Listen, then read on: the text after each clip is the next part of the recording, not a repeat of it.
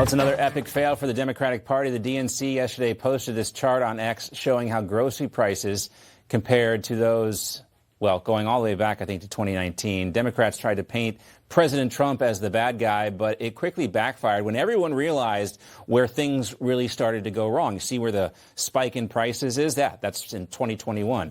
And then after the criticism, they were forced to delete the post. The White House rapid response team seized on the gaffe, adding that Biden actually increased grocery prices. And you can see towards the end there how things are starting to normalize. According to federal data, the cost of food had ballooned more than 22% by the end of President Biden's term in the White House. With us now, Elle Purnell, assignment editor at The Federalist, and Jack Brewer, former NFL player and chairman of the Jack Brewer Foundation. I mean, this is one of those situations, Jack, when I didn't even see the actual original chart before I saw all the memes surrounding it. I mean, like, where are the adults at the DNC, and how does this get past, like, anyone with common sense? It's unbelievable. I mean, think about it. You look back at the campaign. President Trump ran on this. You know, the American people came out and voted for President Trump last November because of these grocery prices and egg prices. And I can tell you, John, our organization in the last 12 months have given out over 2 million pounds of food. We get that food, and for the first time, we had 2 crates of eggs last week. We've never had eggs in the history of our giving, and we have eggs now because production is up and prices are down. Yeah, and that was directly related to the Biden administration's decision to just kill all the chickens when they had bird flu coming in the country. You know, like, there are so many unforced errors on the Democratic Party now. It's like you almost feel sorry for them.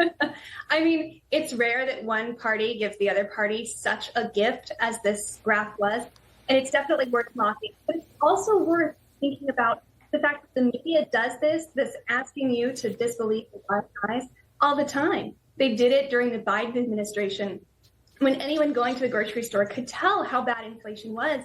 And the media repeatedly said, there's no inflation. It's all in your head. The economy's great. We're just going to redefine what a recession is to prove to you how great the economy is. And then when President Trump came into office, they said, oh no, these Trump tariffs are going to turbocharge inflation. It's going to be horrible. Prices are going to rise. And then a few weeks after that, we hit a 4-year low on inflation. So it's funny when the Democrat Twitter account does it. But we also have to remember that the media do this all the time, and they're just a little bit craftier about it than the Democrats' Twitter account.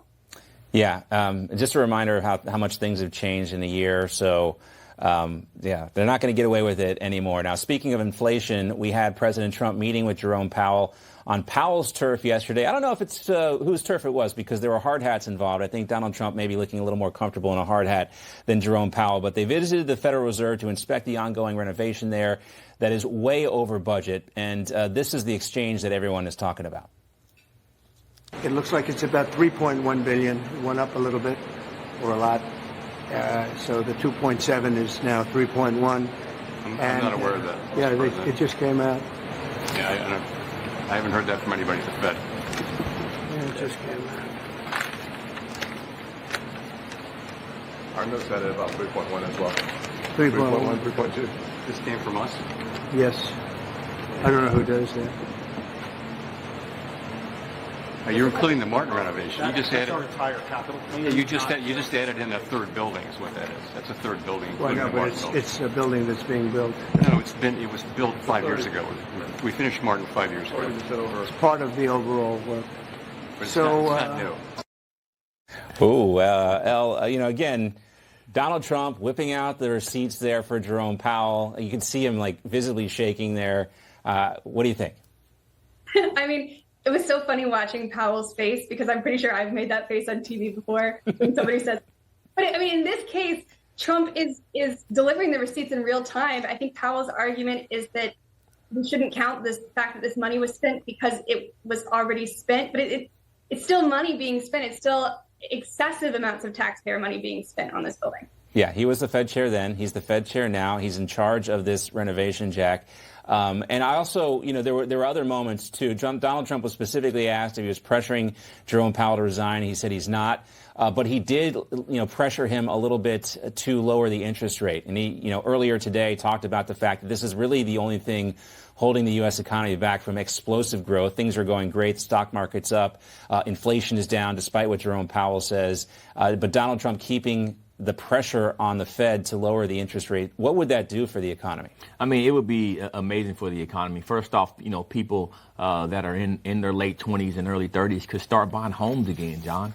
I think you would see a massive boom. I mean, inflation was a big issue, but, when you get inflation handled the way that we have, and I think the difference is now we're actually producing. I mean, we actually have revenue coming in, whether it's from the tariffs, whether it's from, folks and businesses moving back into our country again. That's what an economy needs. But if we don't get these interest rates down a little bit so we can lower our borrowing costs for real Americans, we won't really get to see the boom that President Trump has set up. And it's about timing. This thing can't last forever. We can't keep going with interest rates being unbalanced. We need to get these rates down so we can really feel the impact of the Trump economy. Yeah, El, the White House has reminded everyone over and over again where interest rates in this country stand compared to other countries, really much higher here than they are in other places. But just give us your perspective on the political maneuvering that Donald Trump is doing here. He can't outright fire Jerome Powell, but he keeps his pressure campaign going in subtle ways like this. I mean, my perspective is, as a young person, like Jack was just talking about, who would love to be able to buy a house. And I know a lot of my peers feel the same way. We'd love to see interest rates come down. Yeah, very difficult. And there are a lot more for sale signs on the streets of America today, just lingering out there than there were just a few years ago when interest rates were much lower. All right, El, Jack, stand by. We got plenty more to come here. The tributes for Hulk Hogan are